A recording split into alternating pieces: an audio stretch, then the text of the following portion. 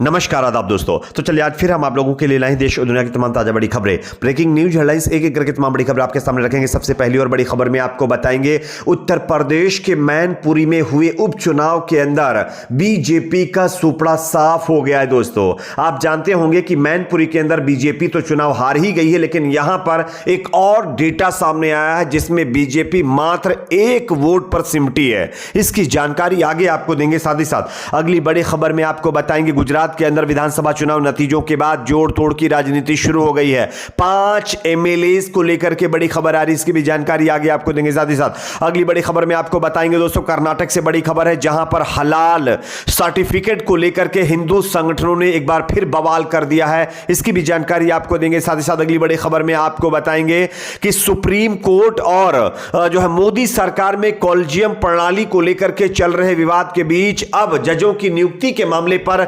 RSS की भी entry हो चुकी है। आरएसएस ने इस मामले पर बड़ा बयान दिया है, क्या कहा है यह भी आपको बताएंगे। साथ ही साथ अगली बड़ी खबर में आपको बताएंगे देश में बढ़ते डीजल पेट्रोल की कीमतों को लेकर के मोदी सरकार के केंद्रीय मंत्री का अजीबोगरीब बयान सामने आया है, यह भी आपको सुनाएंगे। साथ ही साथ अगली बड़ी खबर में आपको बताएंगे उत्तर प्रदेश से बड़ी खबर आ रही है, जहां पर बीजेपी के पूर्व नेता और गृह राज्य मंत्री स्वामी चिन्मयानंद के खिलाफ कोर्ट ने बहुत बड़ा फैसला दे दिया है, इसकी भी जानकारी आगे आपको देंगे। साथ ही साथ अगली बड़ी खबर में आपको बताएंगे इंडिया चाइना बॉर्डर पर चल रहे विवाद के बीच मोदी सरकार को घेरने के लिए एक बार फिर से कांग्रेस पार्टी ने हल्ला बोल दिया है और यहां पर मोदी सरकार को लेकर के बड़ा बयान दिया है। क्या कुछ कहा गया है यह भी आपको बताएंगे। उससे पहले छोटी सी रिक्वेस्ट करेंगे, वीडियो को लाइक करके ज्यादा से ज्यादा शेयर करिए, चैनल को सब्सक्राइब करके बेल आइकन को जरूर प्रेस कर लीजिए। बात करेंगे पहली और बड़ी खबर की। जैसा कि आप जानते हैं मैनपुरी के अंदर विधानसभा चुनाव नतीजे आ चुके हैं और जिसमें समाजवादी पार्टी ने एक ऐतिहासिक जीत दर्ज की है।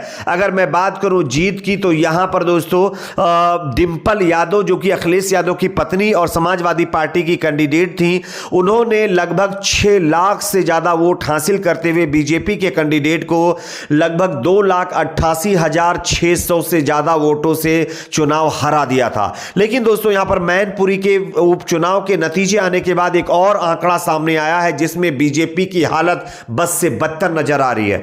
मैं आपको दिखाना चाहता हूं, आप देख सकते हैं दोस्तों मैनपुरी के 5 ऐसे बूथ हैं जहां पर बीजेपी को मात्र एक वोट मिला है, जिसमें से पहला भावर जहां पर 1 वोट बीजेपी को मिला है, दूसरा आराजी गोवरिहा है जहां पर बीजेपी को एक वोट मिला है और नगला सभी के अंदर भी पोलिंग बूथ पर बीजेपी को 1 वोट मिला है। उसके बाद अभी नव विद्यालय में भी बीजेपी को मात्र 1 वोट मिला है और नगला सेवाराम के अंदर भी बीजेपी को मात्र 1 वोट मिला है।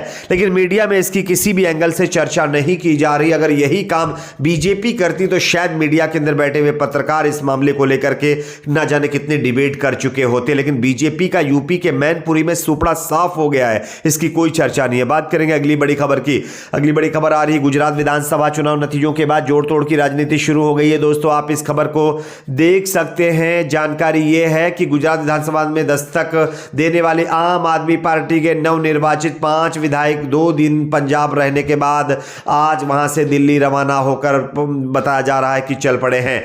आप विधायक बुधवार शाम को पंजाब से दिल्ली के लिए रवाना हुए थे। आपके विधायक पंजाब से दिल्ली के लिए रवाना हुए हैं उनमें भूपत बयानी और उमेश मकवाना और सुधीर भगानी, हेमंत अहीर और चैतर बसावा शामिल बताए जा रहे हैं। लेकिन खबर आ रही सूत्रों के हवाले से कि इन 5 विधायकों के बीजेपी में शामिल होने की आशंका जताई जा रही है। हालांकि आम आदमी पार्टी इनको बचाने के लिए हर कोशिश कर रही है। पहले पंजाब में इनको शिफ्ट किया गया, अब दिल्ली बुलाया जा रहा है, लेकिन दिल्ली में जैसे ही ये पहुंचेंगे वहां पर कोई बड़ा खेला आम आदमी पार्टी के साथ किया जा सकता है। बात करेंगे अगली खबर की। अगली बड़ी खबर दोस्तों कर्नाटक से सामने आ रही है, जहां पर अब हलाल सर्टिफिकेट को लेकर के विवाद खड़ा हो गया है। आप इस खबर को देख सकते हैं। हलाल सर्टिफिकेट पर प्रतिबंध की मांग एक बार फिर से तेज हो गई है। दक्षिणपंथी समूह हिंदू जनजागृति समिति ने एक बार फिर राज्य में विभिन्न उत्पादों पर हलाल प्रमाणीकरण और प्रतिबंध लगाने के लिए एक अभियान शुरू कर दिया है। बेलगावी में शीतकालीन सत्र से पहले हिंदू समर्थक समूह ने मंगलवार को कई विधायकों से मुलाकात की और एक ज्ञापन दिया। ज्ञापन में हलाल सर्टिफिकेट पर प्रतिबंध लगाने वाला कानून बनाने की मांग की गई है। हिंदू जनजागृति समिति के सदस्यों ने मंगलवार को भारतीय जनता पार्टी के राष्ट्रीय महासचिव सीटी रवि, कर्नाटक के स्वास्थ्य मंत्री डॉक्टर के सुधाकर सहित अन्य को यह ज्ञापन सौंपा है और इन हिंदू संगठनों का उनकी मांग है कि जिस तरह से मीट के ऊपर या अन्य प्रोडक्ट्स के ऊपर हलाल जो है लफ्ज इस्तेमाल किया जाता है वो ना इस्तेमाल किया जाए, इससे इन लोगों को दिक्कत हो रही है। बात करेंगे अगली बड़ी खबर की। अगली बड़ी खबर दोस्तों आ रही है केंद्र सरकार और सुप्रीम कोर्ट के बीच कॉलेजियम प्रणाली को लेकर के और जजों की नियुक्ति को लेकर के चल रहे मतभेदों के बीच अब आरएसएस की इसमें एंट्री हो गई। आप इस खबर को देख सकते हैं। जजों की नियुक्ति की कॉलेजियम प्रणाली पर केंद्र सरकार और सुप्रीम कोर्ट के मतभेदों के बीच राष्ट्रीय स्वयंसेवक संघ के मुख्य पत्र 5 जन्य ने भारत में जजों की नियुक्तियों और तबादलों की आलोचना करते हुए 7 पन्नों की एक कवर स्टोरी छाप डाली है। दोस्तों आप जानते होंगे इससे पहले मोदी सरकार और सुप्रीम कोर्ट के बीच लगातार टकराव जारी है। मोदी सरकार चाहती है कि उसके मुताबिक सुप्रीम कोर्ट में जज नियुक्त किए जाए, लेकिन सुप्रीम कोर्ट चाहता है कि जो प्रक्रिया पहले से चल रही है उसी के मुताबिक जजों की नियुक्ति की जाए। लेकिन इन दोनों जो है चीजों को लेकर के सुप्रीम कोर्ट और मोदी सरकार में टकराव चल रहा था, लेकिन अब इसमें आरएसएस की एंट्री हो गई है और सुप्रीम कोर्ट जिस तरह से जजों की नियुक्ति चाहता है उसकी आलोचना आरएसएस की तरफ से की गई है। बात करेंगे अगली खबर की। अगली बड़ी खबर आ रही दोस्तों, देश में बढ़ती डीजल पेट्रोल की कीमतों को लेकर के बीजेपी के नेता और केंद्रीय जो है मंत्री हरदीप पुरी का अजीबोगरीब बयान सामने आया है। आप इस खबर को देख सकते हैं। केंद्रीय पेट्रोलियम मंत्री हरदीप सिंह पुरी ने कहा है कि मौजूदा वैश्विक स्थिति और अंतर्राष्ट्रीय कच्चे तेल की कीमत के मद्देनजर अन्य देशों की तुलना में भारत में पेट्रोल की कीमत सबसे कम है।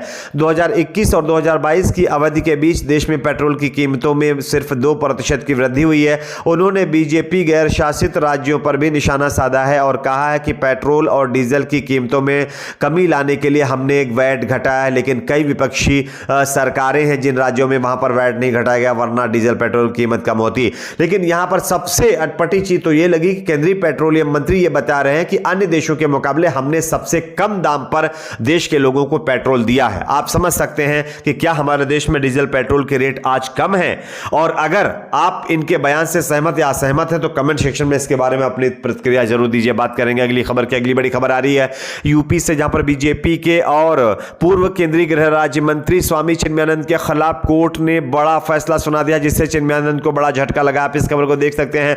पूर्व केंद्रीय गृह राज्य मंत्री स्वामी चिन्मयानंद को फरार घोषित कर दिया गया है। गैर जमानती वारंट यानी NBW जारी होने के बाद भी वह कोर्ट में पेश नहीं हुए थे। इसके बाद कोर्ट ने धारा 82 की कार्रवाई कर चिन्मयानंद को भगौड़ा घोषित कर दिया था।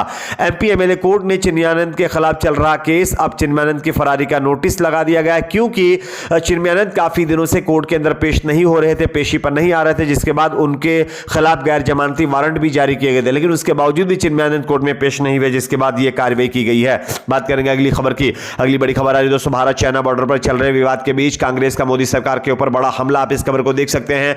तवांग में झड़प को लेकर कांग्रेस अध्यक्ष मल्लिकार्जुन खड़गे ने किया केंद्र पर हमला। कहा, लगता है मोदी सरकार की लाल आंख पर चीनी चश्मा लग गया है, वरना के केंद्र सरकार आखिरकार जो है लोकसभा के अंदर चर्चा से क्यों भाग रही है, इस पर चर्चा क्यों नहीं करवाना चाहती है। आपकी अपनी दोस्तों इस पर क्या राय जरूर बताएं। वीडियो को लाइक शेयर, चैनल को सब्सक्राइब जरूर करें।